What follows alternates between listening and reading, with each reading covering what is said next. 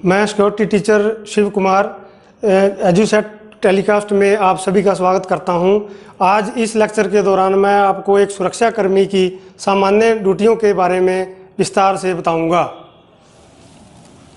जैसे कि हम लोग सब जानते हैं, जो भी सिक्योरिटी के स्टूडेंट होते हैं, कि एक सुरक्षाकर्मी को किसी संस्था की रक्षा करने के लिए, रखवाली करने के लिए, देखभाल करने के लिए रखा जाता है।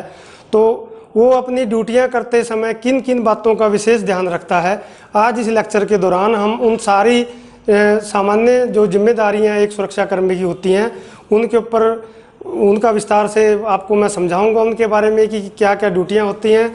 और इसी में सबसे पहले ये होता है कि एक सुरक्षाकर्मी को आमतौर पे किसी भीड़ वाले इलाके में कई बार उसकी ड्यूटी लग जाती है।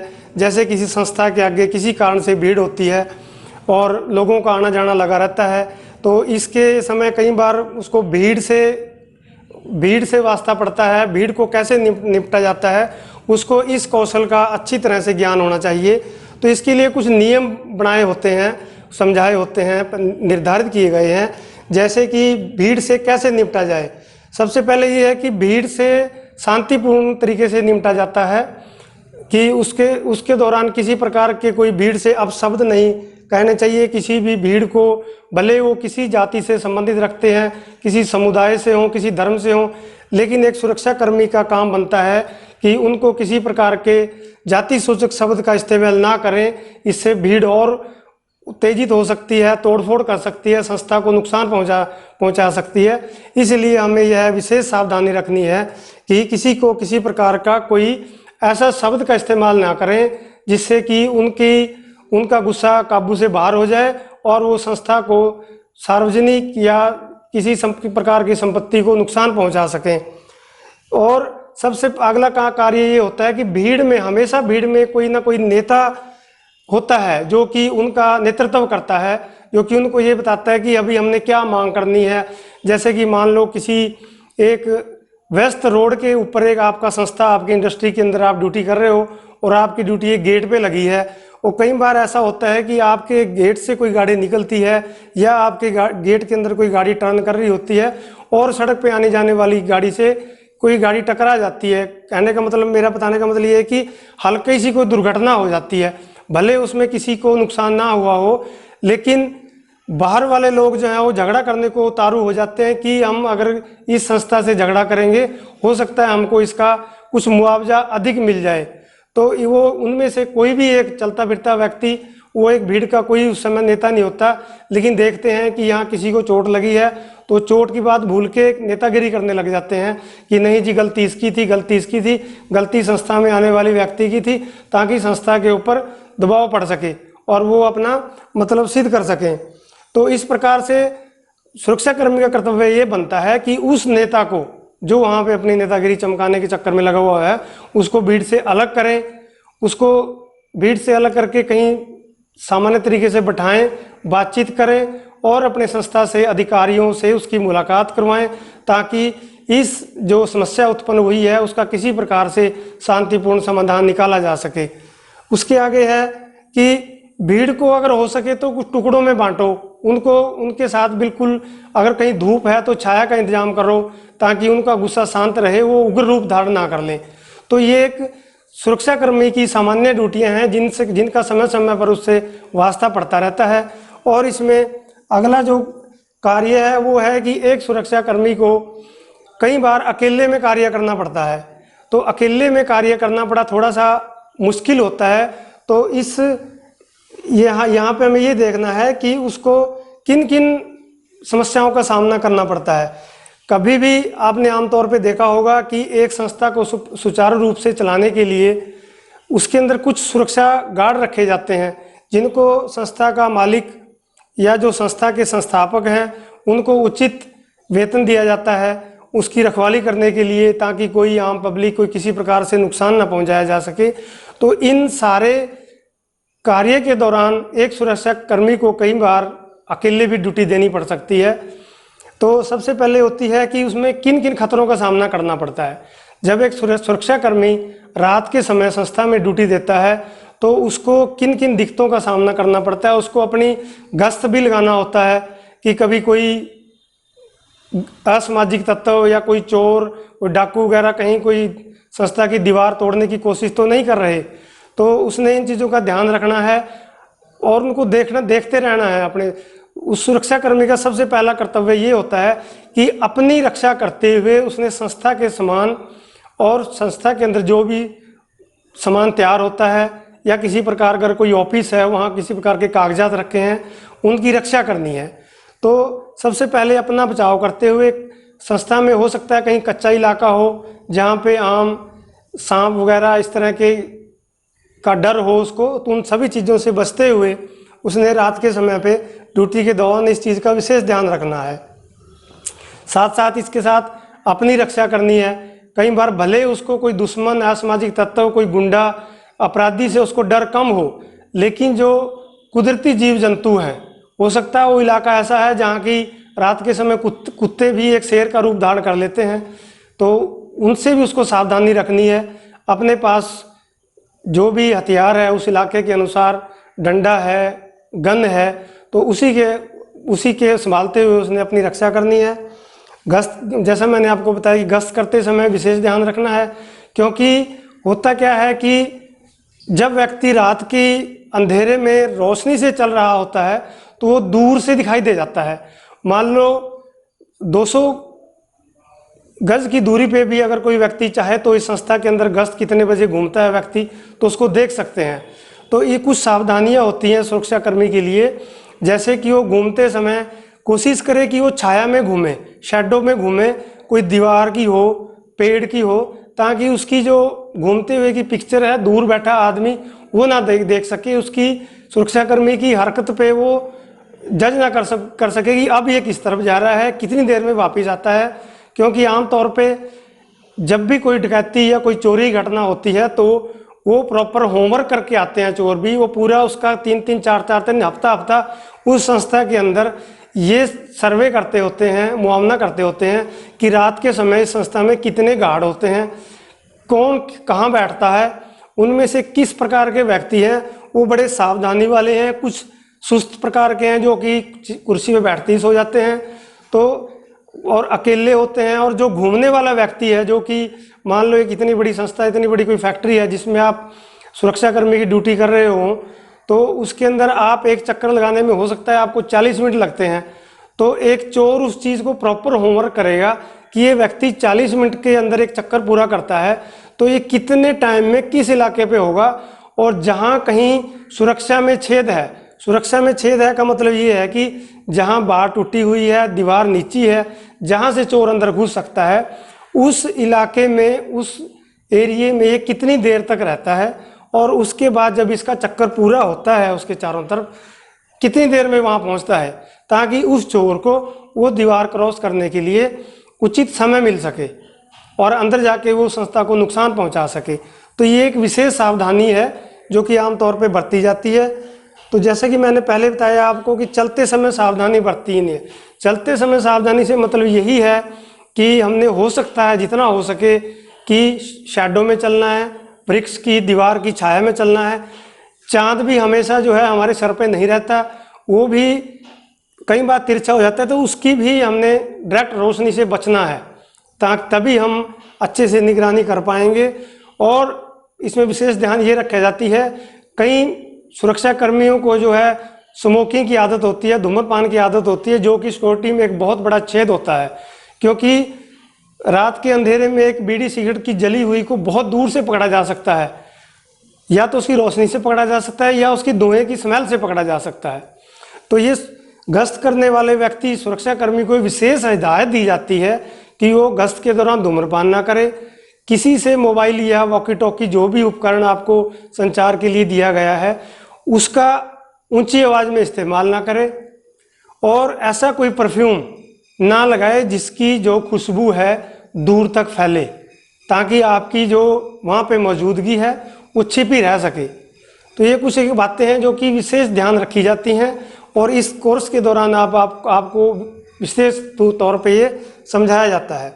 इसमें सबसे लास्ट वाला और महत्वपूर्ण पॉइंट ये है कि जब आप गश्त के लिए निकलते हो या किसी इलाके में स्पेशल निगरानी के लिए जाते हो, मान लो आप गेट के पास 2 सुरक्षाकर्मी बैठ के ड्यूटी दे रहे हो और रात को 12-1 बजे या किसी समय आपको कुछ ऐसी हरकत की आवाज़ आती है और आपका मन करता है कि मैं वहाँ जाके देख के आऊँ, मैं उस इलाके में गश्त करके आऊँ, तो आपका पहला कर्तव्य ये बनता है कि आपको जो आपका सहकर्मी आपके साथ ड्यूटी दे रहा है उसको सूचित करें, उसको बताएं कि मैं उस इलाके में जा रहा हूँ, हो सकता है मेरे साथ कोई दुर्घटना हो सके, कुछ वहाँ कोई असामाजिक तत्व बैठे हों जो कि मेरे ऊपर हमला कर सकते हैं, या कोई वहाँ उस इलाके में ऐसा कोई जंगली जानवर निकलने की उम्मीद हो।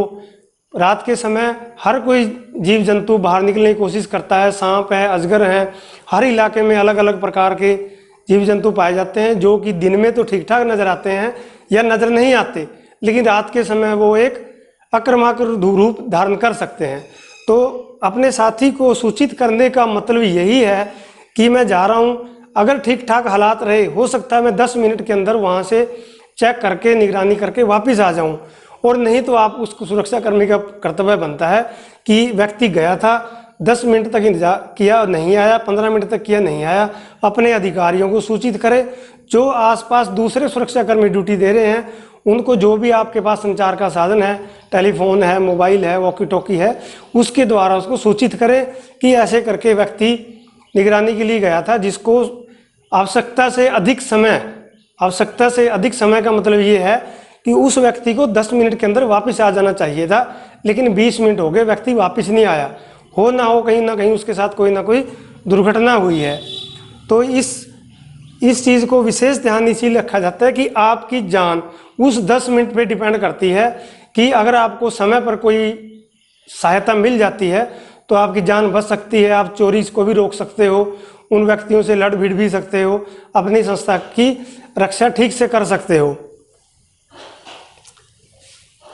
इसी सुरक्षाकर्मी की जो सामान्य ड्यूटियां हैं उनके अंदर अगला महत्वपूर्ण पॉइंट आता है कि कई बार जब हम किसी गेट पे किसी संस्था के अंदर ड्यूटी कर रहे होते हैं, हमेशा संस्था में बाहर के लोगों का आना जाना रहता है सामान से संबंधित किसी और कारण से, तो उनके अंदर कई बार आपको नशा हुआ किया हुआ व्यक्ति आ जाता है आपके पास, जो कि नशा करके आ गया और आप गेट पे ड्यूटी दे रहे हो, कहता है जी मुझे आपके बॉस से मिलना है, जो कंपनी का, जो फैक्ट्री का, जो संस्था का मालिक है उससे मिलना है, और आप देख रहे हो कि उसकी हालत ऐसी है कि वो उस लायक नहीं है कि उसको संस्था के अंदर भेजा जाए और वो अंदर जाके बातचीत कर सके। उसके शरीर से बहुत भयंकर बदबू आ रही है, चाल डाल ठीक नहीं है। तो ये एक सुरक्षाकर्मी की बड़ी महत्वपूर्ण जिम्मेवारी हो जाती है कि वो आपने उससे कैसे निपटना है। तो इसके अंदर सबसे पहला महत्वपूर्ण पॉइंट ये है कि जो कि आपने कभी अपने परिवार में, अपने गांव में, अपने समाज में देखा होगा कि जब कोई एक सामान्य व्यक्ति जो कि दिन में बड़ा शरीफ एक सामान्य दिखाई देता है, जब कभी वो किसी मदिरा का या किसी अन्य नशीले पदार्थ का सेवन कर लेता है तो वो हमेशा अपने आप को महान समझता है। तो महान समझने का मतलब ये है कि वो हमेशा ये सोच रहा है कि आज दुनिया में सबसे बड़ा, सबसे अमीर और सबसे ताकतवर व्यक्ति मैं हूँ। एक देसी भाषा में कहा जाता है कि नशा किया हुआ व्यक्ति हमेशा अपने आप को घोड़े पे सवार समझता है। घोड़े पे सवार से हमारा मतलब ये है कि वो अपने आप को उस समय राजा महाराजा समझता है, जो कि पुराने ज़माने में घोड़ों पे चला करते थे। तो आपने उससे भिड़ना नहीं है, उसको बड़े तरीके से, बड़ी शांतिपूर्वक उससे वार्तालाप करनी है, उसको समझाना है कि आज जो है हमारे जो कंपनी के मालिक हैं, जो बॉस हैं, जो संस्था के हेड ऑफिसर हैं, वो आज आपसे नहीं मिल सकते, वो मीटिंग में है, उन्होंने मुझे मना किया है। और उस व्यक्ति से किसी भी प्रकार की बहस में भाग नहीं लेना, बल्कि उसी की बातों का समर्थन करना है। हाँ जी हाँ प्रभु, आप ही सबसे बड़े हो, आप ही मालिक हो, हमारा मालिक तो कुछ भी नहीं है। क्योंकि आपने किसी प्रकार से अपनी मीठी मीठी बातों से उस नशेड़ी व्यक्ति से छुटकारा दिलाना है अपने आप को और अपनी संस्था को। तो उसमें दूसरी महत्वपूर्ण बात यह है कि कभी भी नशेड़ी व्यक्ति से अकेले ना उलझें। आप गेट पे ड्यूटी दे रहे हो सकता है आपके साथ दूसरे कर्मचारी भी हों जो कि आपके आसपास हों, पहले आप उनको सूचित करें इशारे से या बोल के, क्योंकि कई बार हो सकता है नशेड़ी व्यक्ति आपके ऊपर हमला कर सकता है, आपके ऊपर बदतमीजी से पेश आ सकता है, आपके हथियार को नुकसान पहुंचा सकता है। तो इन चीज़ों को बचने के लिए तो अपने आप को अकेले नहीं उलझना, सबसे पहले अपनी बैकअप देखनी है कि मेरी क्या सपोर्ट है यहाँ पे, कि मुझे अगर ये मेरे ऊपर कोई हमला करता है तो मेरी कोई रक्षा करने के लिए यहाँ पर है। तो ये बड़ी महत्वपूर्ण बात है। उसको कोई भी आक्रामक होने वाला शब्द ना कहें, क्योंकि जैसे मैंने पहले बताया कि वो व्यक्ति आज अपने आप को राजा समझ रहा है, तो उसको कोई भी गुस्सा दिलाने वाला शब्द, अरे शराबी तू कहाँ से आया, ऐसा करके, या कोई अपनी उसकी जाति सूचक शब्द या ऐसा कोई वक्त जिससे उसको गुस्सा आ सकता है, तो होता कौन है यहाँ आने वाला, इस प्रकार के शब्दों से परहेज रखना है। उसको किसी प्रकार से शांति से बात करनी है। नहीं जी आप आज नहीं आइए, कृपा करके कल आइए, कल मैं आपको अपने अधिकारी से, अपने ऑफिसर से, जिससे भी आपको मिलना है, कल मैं आपको पक्का मिलवा दूंगा, कृपा करके आप जाइए। क्योंकि सबसे विशेष बात यह है कि आपने उसको टालना है। कई बार होता है ऐसा है कि उसकी बातों में, एक नशेड़ी व्यक्ति में बातें सुन के अपने आप को गुस्सा आने लगता है कि मैं क्यों इसकी बातें बर्दाश्त करूं। नहीं, आपने उसकी बातें बर्दाश्त करनी है, क्योंकि आप एक सुरक्षा कर्मचारी हो, एक संस्था की रक्षक के तौर पे खड़े हो। आपने किसी भी प्रकार से अपने आप को शांति बनाए रखते हुए उससे निपटना है, उसको वापस भेजना है। अगर वो नशे में है, आपको गुस्से का नशा हो गया, तो दो नशे वाले जब व्यक्ति भिड़ते हैं तो कहीं ना कहीं वो नुकसान ही पहुंचाते हैं वो। तो इसीलिए ये बात का विशेष ध्यान रखा जाता है। हमेशा सुरक्षा कर्मियों को ये बात सिखाई जाती है कि कभी भी अपने आप को कंट्रोल में रखिए। भले वो आपको आप शब्द कहे, आपने सहन करने हैं, अपने लिए करने हैं, अपनी संस्था के लिए करने हैं। तो उसमें लास्ट का सबसे महत्वपूर्ण पॉइंट है, उसको गलती से भी धमकी ना दें। धमकी का मतलब उसको ये ना कहें मैं तेरे को देख लूँगा, अभी तो मैं ड्यूटी पे हूँ, तो बाहर 2 घंटे बाद मैं ड्यूटी से जब ऑफ हो जाऊँगा तब तेरे को मैं देख लूँगा। वो एक नशे में व्यक्ति है, पता नहीं कौन सी बात उसके दिमाग में किस ढंग से बैठ जाए, आप उसको ऐसे कह देते हो और वो इसको सीरियस ले लेता है। उसको पता है कि 4 बज रहे हैं, 6 बजे बंदा, ये जो सुरक्षाकर्मी ड्यूटी से वापस आएगा, और जिस आपके रास्ते में हो सकता है कोई वो हथियार लेके खड़ा हो। हथियारों से क्या मतलब है, वो 4 सड़क से ईंट पत्थर इकट्ठे करके रख सकता है, और जब आप वो रास्ते से गुजरे हो आपके ऊपर हमला कर सकता है। तब आपके साथ ना साथी होंगे ना संस्था होगी। तो इसलिए सबसे महत्वपूर्ण बात है कि उसको किसी प्रकार की धमकी ना दें, कोई धमकी ना दें। सिर्फ आपने शांति से उसको समझाना है, कृपा करके आप आज जाइए, कल वापस आइए। तो ये एक बहुत महत्वपूर्ण पॉइंट है एक सुरक्षाकर्मी के जानने के लिए। इसमें अगला पॉइंट आता है पर्सनल प्रोटेक्टिव इक्विपमेंट। अपनी सुरक्षा के लिए जो उपकरण हमें दिए जाते हैं संस्था के द्वारा, और जिनका हमें प्रशिक्षण दिया जाता है कि उनको कैसे चलाया जाता है, कैसे उनका उपयोग किया जाता है, कब कब उनका इस्तेमाल किया जाता है। तो अगला पॉइंट है ये। तो सुरक्षाकर्मी को कुछ उपकरण आवश्यक होते हैं। जैसे किसी संस्था के अंदर कोई निर्माण कार्य हो रहा है, वहाँ पे कोई सरिया बनाने की फैक्ट्री है या कोई लोहे के सामान बनाने की फैक्ट्री है, वहाँ ऊपर नीचे फ्लोर पे छत पे कई जगह काम चलते रहते हैं, कई मैकेनिक लगे होते हैं, हथौड़ा, उनके हाथ में कई तरह के उपकरण होते हैं। तो हमेशा वहाँ पे हार्ड हैट से मतलब ये होता है कि एक किस्म का हेलमेट होता है जो कि एक बड़ी मजबूत चादर का बना होता है, जिसके ऊपर हल्के वजन से मतलब है कि कोई हथौड़ी, कोई प्लास, इसका मतलब ये नहीं है कोई 10 क्विंटल का पत्थर या कोई लोहा गिर जाए उससे रक्षा करने से मतलब नहीं है। हल्का हथियार, आप नीचे से गुजर रहे हो, किसी के हाथ से हथौड़ा छूटता है, सीधे आपके सर में लग जाता है। अगर आपके पास ये हार्ड हैट पहनी हुई है तो आपको नुकसान ना के बराबर होगा। हो सकता है आपको हथौड़ा टकराए और किसी प्रकार का नुकसान ना हो।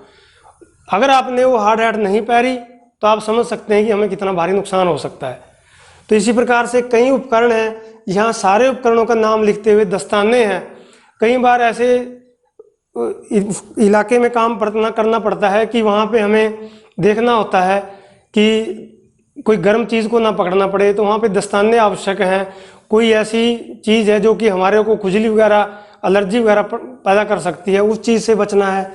सबसे टॉर्च, रात के समय चलते समय टॉर्च हाथ में होनी जरूर चाहिए। जैसा कि पहले मैंने गश्त के दौरान बताया कि उसका इस्तेमाल कम करना है, इमरजेंसी में ही उसका इस्तेमाल करना है। बैटन, लाठी एक बड़ा आवश्यक उपकरण में आता है। लाठी से हम व्यक्ति को तो भले ही अपनी रक्षा कर सकते हैं, लेकिन जो पीछे की उसमें बताया मैंने आपको कि जंतुओं से भी हम जो कि आक्रामक, उनसे अपनी रक्षा कर सकते हैं। फर्स्ट एड किट है, ये हमेशा संस्था के अंदर मौजूद होती है। कई बार आपको हल्का कट जाए का मतलब ये है कि कई बार कोई खरोंच लगी, कोई हल्का कट लाए, कोई ज़रूरी नहीं आपको हॉस्पिटल जाना पड़े, तो वहाँ से अपना हल्का मरहम पट्टी कर सकते हैं, खून के बहाव को रोक सकते हैं। सेल फोन या वॉकी टॉकी, जो भी संस्था के द्वारा आपको दिया गया है, सेल फोन है, वॉकी टॉकी है, संचार का कोई और साधन है, वो आपके पास सर्विसेबल हालत में, मतलब कि सुचारू रूप से चालू हालत में होने चाहिए। ये नहीं होने चाहिए कि फर्स्ट एड किट तो है बट उसके अंदर, परंतु उसके अंदर कोई दवाइयाँ नहीं है। सेल फोन तो है, उसकी बैटरी नहीं है, वो चलता नहीं है। तो ये सारे उपकरण जो हैं, यहाँ पे चित्र भी दिखाया गया है, सारे मैंने आपको पहले बताया कि सभी मैं यहाँ लिख नहीं पाया। मास्क है, हो सकता है संस्थे के अंदर किसी केमिकल का उपयोग होता हो जो कि आपको एलर्जी कर सकता है, किसी प्रकार की बीमारी पैदा कर सकता है, तो मास्क से हमेशा बचना है आपको। इसमें आगे है कि high visibility light reflecting jacket, जो कि दूर से नज़र आने वाली जैकेट, जो कि अक्सर आपने ट्रैफिक कंट्रोल करने वाले कर्मचारियों के पास देखा होगा, सड़क के किनारे काम करने वाले के पास देखा होगा, जिससे कि हमारी मौजूदगी पैदा होती है, जिससे पता लग जाता है कि यहाँ पे व्यक्ति काम कर रहा है। आग बुझाने वाले यंत्र देखे सबने होते हैं, लेकिन चलाने बहुत कम सुरक्षा कर्मियों को आते हैं। उनके अंदर जो भी उसकी ड्रिल है, जो भी, मैं अगले लेक्चर के दौरान इसके बारे में आपको समझाऊंगा, लेकिन ये सुरक्षा उपकरण हैं, आग बुझाने के यंत्र हैं, ये सारे आपको अच्छे प्रकार से चलाने आने चाहिए। व्यक्तिगत साफ सफाई, जैसा कि बार बार मुझे दोहराना पड़ रहा है कि एक संस्था ने हमें एक सुरक्षा कर्मी के तौर पे रखा है और हम गेट पे खड़े होकर उस संस्था में ड्यूटी कर रहे हैं, तो बाहर से आने वाले व्यक्ति के लिए, भले वो इंस्पेक्शन पे आने वाला ऑफिसर हो, कोई ग्राहक हो, किसी भी प्रकार का व्यक्ति हो, सबसे पहले उसका वास्ता जो है हमसे पड़ता है, सुरक्षा कर्मी से पड़ता है।